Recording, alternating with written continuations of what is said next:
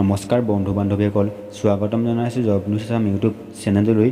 নতুনকৈ এটা বিভাগত পদ মুকলি হৈছে আৰু এই পদটো ক'ৰ পৰা আহিছে আৰু কিদৰে এপ্লাই কৰিব লাগিব, এডুকেশ্যন কোৱালিফিকেশ্যন কি বিচাৰিছে, লাষ্ট ডেট কেতিয়া, সেই বিষয়ে এই ভিডিঅ'ত অতি কম ভিতৰত আলোচনা কৰিম।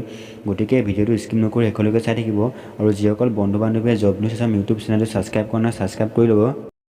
এই পষ্টটো হৈছে ডিষ্ট্ৰিক্ট এণ্ড ছেছন ফালৰ পৰা দুটাকৈ ড্ৰাইভাৰ আৰু পিয়নৰ ভেকেঞ্চি। প্ৰথম পষ্টটো হৈছে পিয়ন আৰু ইয়াত টোটেল পষ্ট এটা ইউআৰত সংৰক্ষিত হৈছে। এডুকেশ্যন কোৱালিফিকেশ্যন বিচাৰিছে মিনিমাম ক্লাছ 8 পাছ আৰু যিসকলে HSLC বা ডিগ্ৰী পাছ কৰিছে তেওঁলোকে এই পষ্টটোৰ কাৰণে আবেদন কৰিব নোৱাৰিব। এজ লিমিট দিয়া আছে 18 বছৰ বয়সলৈকে।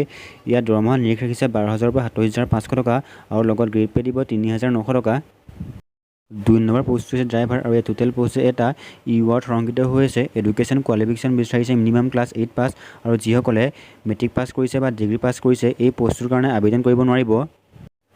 2 নম্বৰতে ড্ৰাইভাৰ পষ্টটো আবেদন কৰিবলৈ হ'লে আপোনালোকৰ লাইচেঞ্চ থাকিব লাগিব। এজ লিমিট দিয়া আছে 18 বছৰলৈকে। দৰমহা নিৰিখ ৰাখিছে 14,000 পৰা 49,000 টকা আৰু লগত গ্ৰেড পে আছে 5,200 টকা। এই পষ্টটোৰ কাৰণে আপোনালোকে অফলাইন মেথডত এপ্লাই কৰিব লাগিব আৰু এপ্লাই কৰাৰ লাষ্ট ডেট হৈছে জুলাই 30 তাৰিখ। ইয়াৰ এডভাৰটাইজমেণ্টখন ভিডিঅ'টোৰ তলত দি দিম, আপোনালোকে তাত গৈ ভালদৰে চাই ল'ব পাৰিব।